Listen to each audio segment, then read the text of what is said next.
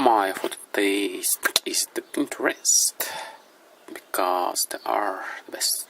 Clock, try to complete something urgent in a short space of time. Absolutely, and it's perfect for this situation. This disaster, if it happens, will be really big, so they've got a limited amount of time to do two things. One is to evacuate all these people in danger, and the second thing is to try and fix the damage. So they're doing a lot of work, it's really urgent, and they haven't got much time. They're racing against the clock, or you can also say race against time. Yeah, it's a very visual expression, isn't it? Yeah. Imagine people running to get things done and the clock ticking. Yes, absolutely, and it does conjure up a great sort of mental image. It's very memorable and perfect to describe the urgency of this situation, yes. Yeah. Do we ever race against time, Catherine? Well, it's a Tuesday, Neil, and we've got to get this programme out. You've been working all morning. I've been racing against the clock. Yes, and we've just about got there, I think. Just about done it, Well I think. done. Yes.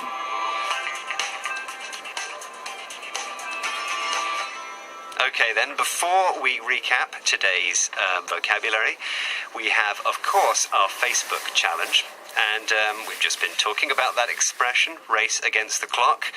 Here are 3 more clock idioms. Which of them means 24 hours a day? Is it A, round the clock, B, watch the clock, or C, turn back the clock? Did we have a good response? We had an excellent response. In fact, I think we had 100% correct answer rate today, Right. which I think is maybe the first time. So absolutely everybody said the answer is A, round the clock. So to pick out a few of you, we have Rubens Stopper, Zumana Yusuf, we had Wen Heng Li and Riza Velasco Ebreo, who said A is the correct answer. Happy Valentine's Day to everyone. So thanks, Riza, and everybody else who got that right. Well, that's a nice note to end on, isn't Lovely. it? Could you just now recap the vocabulary we've heard? I can indeed. We had evacuate, leave a place because of danger. Overflow, for liquid to spill because there's too much of it. And race against the clock, try to complete something urgent in a short space of time. If you would like to test yourself on today's vocabulary, there is a quiz that you can take on our website, bbclearningenglish.com, where you'll find all sorts of other videos and activities to help you improve your English. Thank you for joining us, and goodbye. Goodbye. Hello and welcome to News Review, the programme where we show you how to use the language from the latest news stories in your everyday English. Hi, I'm Neil. Joining me today is Catherine. Hi, Catherine. Hi, Neil. What is our story? Story today, Neil, is about emails and a very angry, famous former footballer. Wow, an angry, famous former footballer and emails. Let's find out some more from this BBC News report. Compared with his playing days as a footballer, David Beckham is generally not tabloid fodder very often these days. Over the weekend, that abruptly changed. Hacked emails on the website Football Leaks appeared to show both his anger at being denied a knighthood and his irritation that other celebrities had received honours. So, David Beckham, the incredibly famous former footballer, is in the headlines at the moment, and this is because his emails have been hacked. Now, in the United Kingdom, as in many other countries, there is an honours system which rewards people for good work or charitable work. You will maybe have heard of people like Dame Helen Mirren and Sir Paul McCartney. And David Beckham isn't Sir David Beckham. No. He hasn't, which is another way of saying he hasn't got a knighthood. And it seems, according to these hacked emails that have been reported in various newspapers, that he was very, very, very angry that he hasn't been given a knighthood. Yes, extremely angry, according to the reports. Yes. You've been looking at this story online and chosen 3 words which keep coming up and that we need to use to talk about this story. Yep, we have leak, blackmail and fury. Leak, blackmail and fury. So starting with leak, what's your first headline? Okay, so let's go to the Sun, and the headline here is Bouncing Beck. Beckham's attempt to move on from email leak with image of David hugging little Harper. Okay. Now, little Harper is David Beckham's daughter. The headline here is telling us that the Beckham Beckhams have allowed David Beckham to be photographed cuddling his daughter at breakfast, and they're saying that the reason these images have been published is because the Beckhams want people to stop talking about the emails and the leak. Yeah, okay. So leak, meaning making private information known to the public. Yes, absolutely. And if we go straight to the literal meaning of leak, leak means if something escapes from its container. So, for example, if you have a bottle of water and in the bottom of the bottle there's a little hole and the water's escaping drip by drip, that's a leak. Yeah, so a liquid or a gas Can be a gas, coming yes. out of its container or pipe. Yes, and the point is that you don't want it to escape. Yeah. So if we move to this meaning, someone's got there's some private information about David Beckham. Somebody apparently has accessed this information and has let it out into the public domain. And that's called a leak, Yeah. or you can use it as a verb, to leak. And the difference between that kind of leak and the liquid or Yeah. gas leak is that it's a deliberate act, isn't it? Yes, and it's often done because either somebody's trying to cause trouble for someone, or because they have a feeling that actually it's important that this private information actually should become public. Yeah, so a well-known recent example, Edward Snowden, the US intelligence agent, who decided that the information that he had seen, he thought that it should become public because he thought it was too important to remain private. Yeah. And so he leaked that information He leaked it to the world. via a website called WikiLeaks. WikiLeaks. WikiLeaks, yeah. There you go.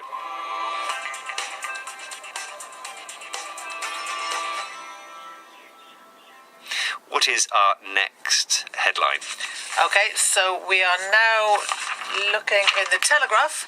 The headline here is revealed. Hackers tried to blackmail David Beckham for £1 million to avoid embarrassing email leak. Okay, blackmail, meaning get money from or make demands on someone by threatening to reveal their secrets. Yes, exactly. So blackmail can be a verb or a noun. It's always very, very negative, and it means basically, for example, you have some information about somebody.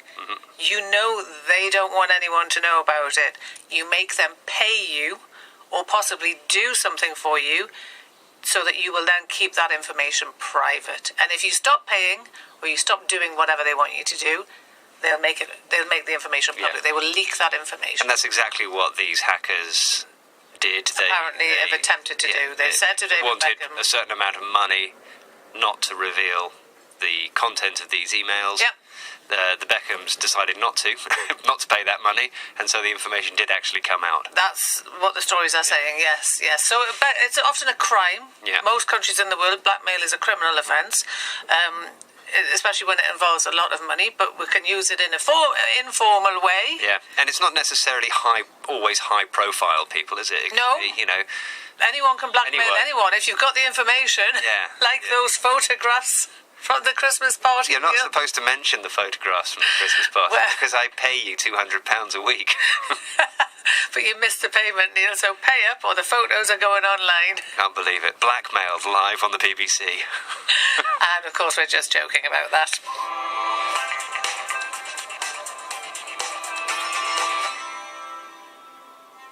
Okay, moving on to the next headline. Okay, so we have now in, what do we have? The Star.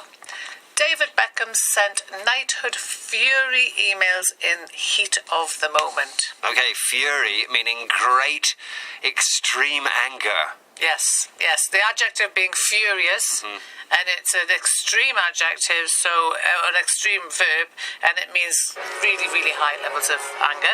It's a nice short word. It's very dramatic, and that's why headlines like it. Fury is much more dramatic and shorter than anger. Yeah, and you see the word fury quite a lot, particularly in tabloid newspapers. Yeah, because it is dramatic. Yeah. Probably the truth of the matter with a lot of the fury that we hear about in these headlines is that the person was angry. Well, fury sounds better. But fury sounds better, better. because It sounds in more- real life, if you want to apply the word fury, it would have to mean that the person had a red face, Yeah. shouting, out Yeah. of control. Yeah, and that's often the way we use fury in everyday speech. We use it as a sort of adverbial in a way, so we can say that somebody was red with fury or he exploded in fury. Yeah. So you do things in fury or with fury is often the way that we use it in everyday life. So when were you last red with fury, Neil? Do you know what?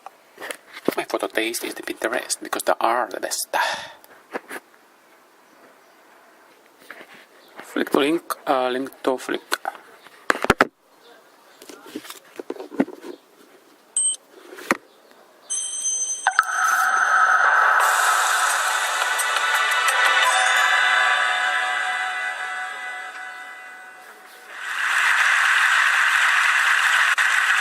It's easy to forget that last night 1 billion people went to sleep without access to electricity.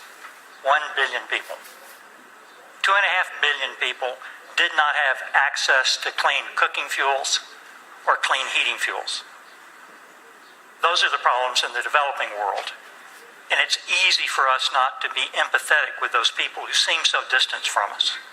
But even in our own world, the developed world, we see the tension of stagnant economies impacting the lives of people around us.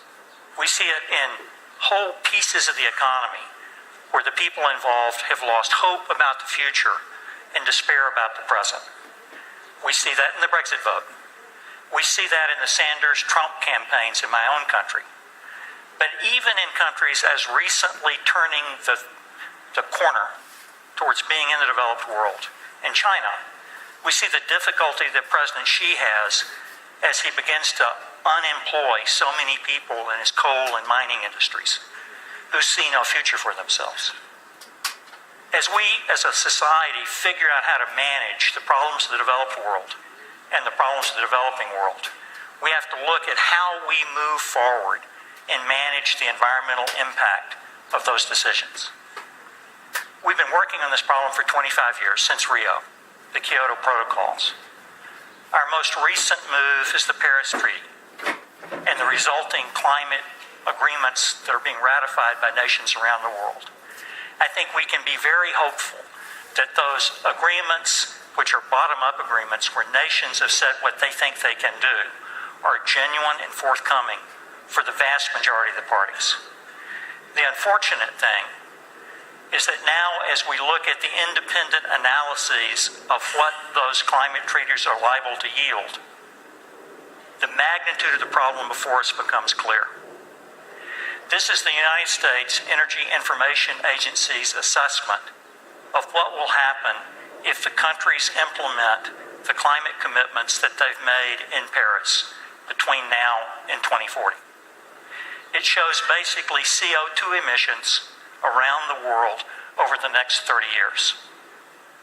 There are three things that you need to look at and appreciate. One, CO2 emissions are expected to continue to grow for the next 30 years. In order to control climate, CO2 emissions have to literally go to zero because it's the cumulative emissions that drive heating on the planet.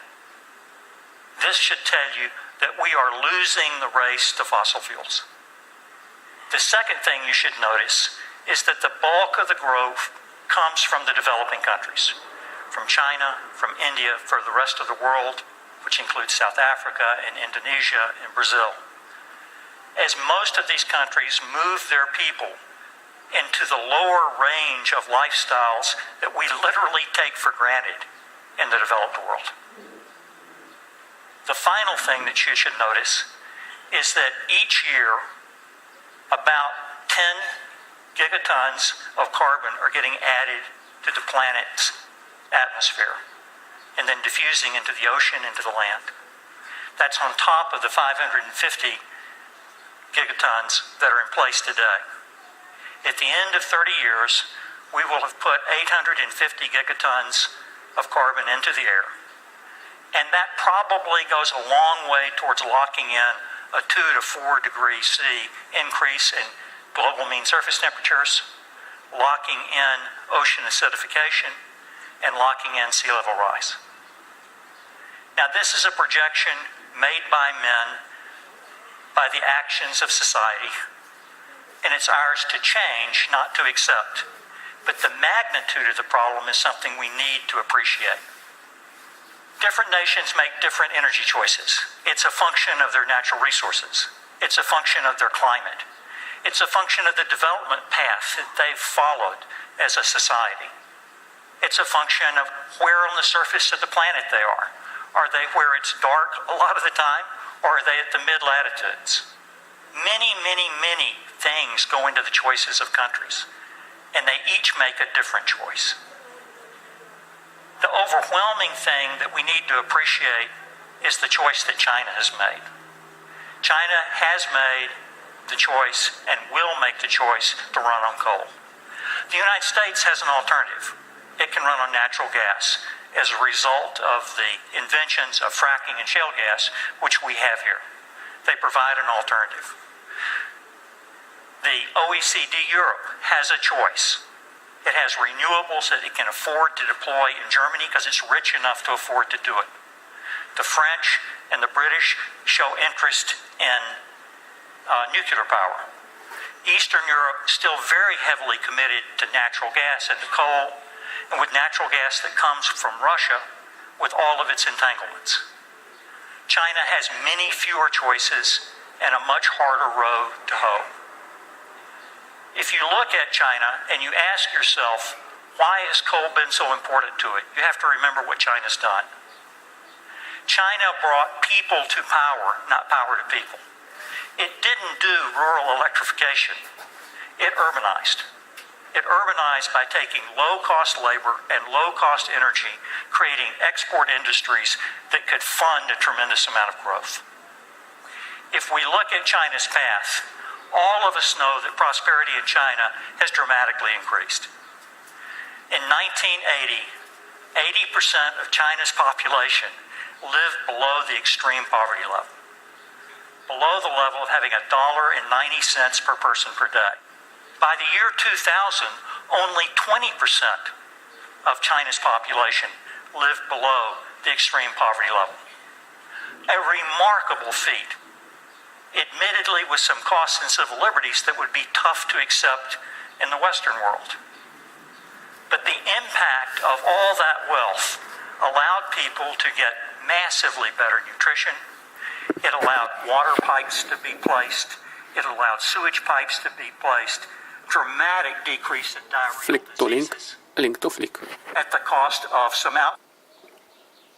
My for today's is the interest because they are the best.